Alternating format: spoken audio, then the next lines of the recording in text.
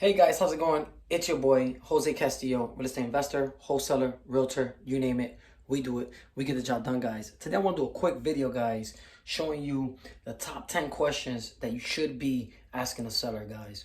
Now, there's a lot. This is not a questionnaire form. There's a lot more questions that you should be asking. But in the beginning, I think that you just need to get started and you need to stumble forward. As you get experience more, then you know what to ask, of course, right? It gets deeper. And I'll give you some examples in this video real quick. And let's make it quick, short, and raw. All right, guys. So here we have, so number one, of course, you want to know the property address. Common sense right there. Very simple. Then second, we're going to want to do the reason for selling, the why. Why are they looking to sell? Hey, John, what's the reason why you're looking to sell? It's very important because that question right there can get a lot of details from the seller. Right? They could be tired landlords. They probably inherit the property and they can't afford the taxes on the property anymore. They probably are dealing with a leaky roof. So you want to know why they're looking to sell. It's very important. Then you want to find out, of course, number three is the property's condition, of course, right? Property's condition. You want to get details, right? I'd say focus on the major components, roof, siding, windows, furnaces, boilers, electrical panels, just focus on the things that cost the most, of course, at least starting off, right? So you want to find out exactly, what's the condition of the property. You want to go, and number four is you want to ask them if they have a mortgage, right?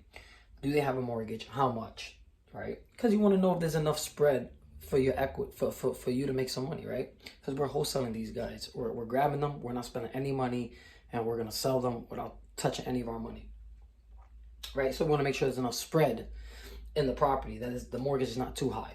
Right now, another thing is we have for number five, we have do they have any liens on the property? Very important, guys, right? Because when you buy this property, well, when the cash buyer winds up buying this property, we need to make sure if there's any liens that exceed what the seller was telling you.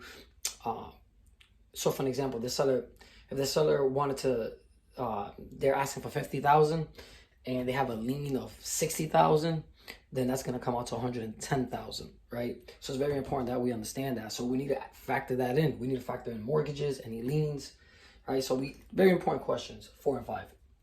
Number 6 is the property vacant? Is it occupied, right? Number 7, what's the rent amounts, if any? Number 8, how soon will they be looking to sell? Very important, guys.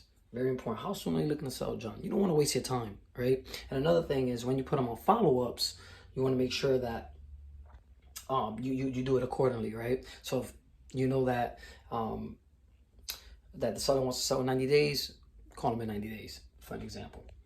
And then number 9, we have what's the best they could do on price, right? Hey, John, right? You mentioned to me here that the property has liens on it. It's vacant. The conditionings of the property is pretty much a piece of, it's a piece of shit. Nobody wants to buy it, John. And here I am. I'm giving you an offer. I want to work with you, right? Hey, listen, considering that the house is vacant, we're dealing with all these liabilities, it's a shack. What's the best you could do on price, John? And then you be quiet. Very important question. And number 10, you don't want to waste your time, guys. You want to ask, is this property currently listed with an agent? Right, guys? We're looking for off-market properties. We don't want to step on anybody's toes. And we want to make sure that if they're selling, they don't have any agents involved. Right, guys? And if they do have an agent involved, then submit the offer through that agent and do things ethical, right? So, guys, that's it. Top 10 questions to ask sellers. There's a ton more, guys.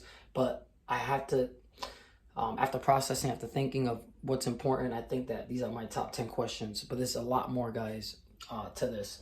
And you can ask them pretty much anything you like. But this is the money questions. This is what's going to allow you to put the numbers together and see if you even possibly have a deal. All right, guys. With that being said, guys, take care. Take action. Peace.